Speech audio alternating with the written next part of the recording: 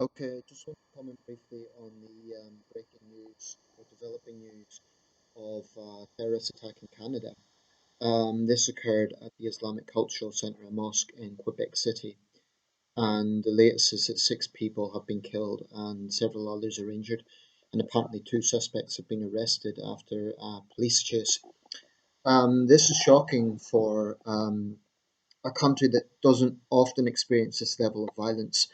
Um, Not that Canada is totally immune from terrorism. There was an attack on the Parliament building in Ottawa about 2 or 3 years ago now.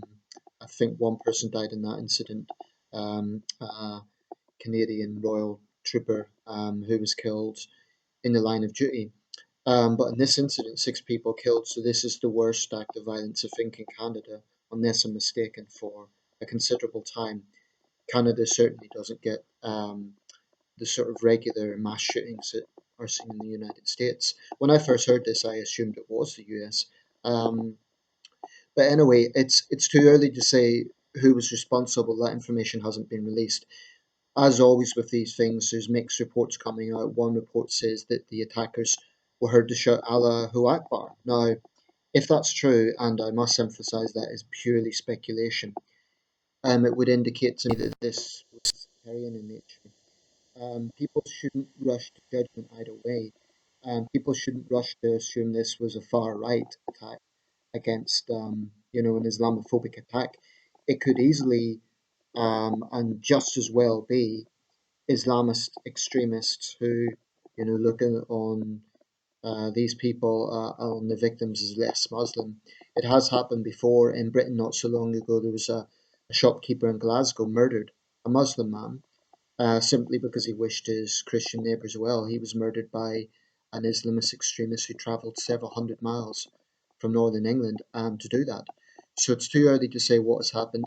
This could be far right, it could be sectarian, but either way, I think Mr. Trudeau was right to call it a terrorist attack. That's what it is.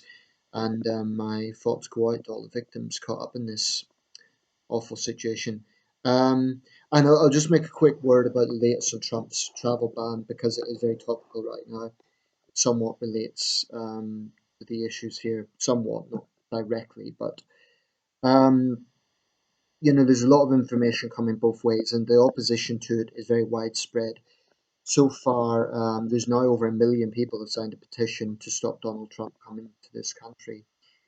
I don't think May is going to. It's going to put her in a very difficult position, having invited Mr. Trump to the UK.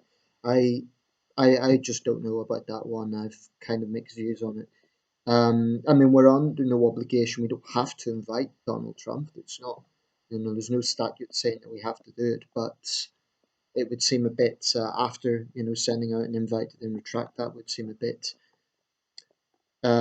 problematic. About the travel ban, another thought that has occurred to me, there's going to be repercussions against American citizens, um, who have family in the Middle East or who are maybe going through any of those countries in transit. Um, this is just deeply flawed, and I think Trump has made a very serious mistake with this. I think it will backfire.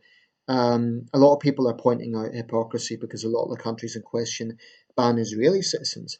So certainly that hypocrisy should be discussed, but that doesn't mean that Trump's approach is right.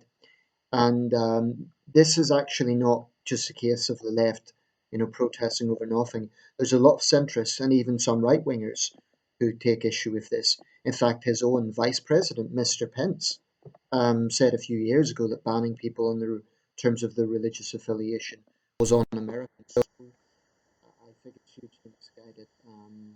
Also, one final point: the way in which this was done seemed very messy. I think it was badly orchestrated. So whether you think it was right or wrong, the way it was done, when people were mid-transit, I heard one Iranian student, he was basically left in limbo. So how is this going to affect people who are, in an airport and they are literally in the process of coming through, and then at the very last second they find out their paperwork isn't valid? That seems very unfair to me. Very frustrating. I imagine these people spent a lot of money to, because this isn't just refugees. We're also talking about travelers, business people. Um, so yeah, I really do veer more towards sympathizing with the opposition to this at this point. Although I see both sides, I definitely am more sympathetic to the argument that it is just totally misguided. Um, I would simply say to Trump supporters, do you really think this is going to stop terrorism? Because domestic terrorism, domestic Islamists pose just as much, if not a greater threat. So also, I would really emphasize this thing about the lack of consistency. If it was really about, stopping dangerous people coming from countries where Islamist ideology is very high, Saudi Arabia should be at the top of the list. That's where Wahhabist ideology began. Um, so it's conspicuously absent from Mr. Trump's ban. But anyway, leave it there. Terrible news from Canada, and like I say, all my thoughts go out to the victims. But let's before we rush to judgment on that, let's just see what develops.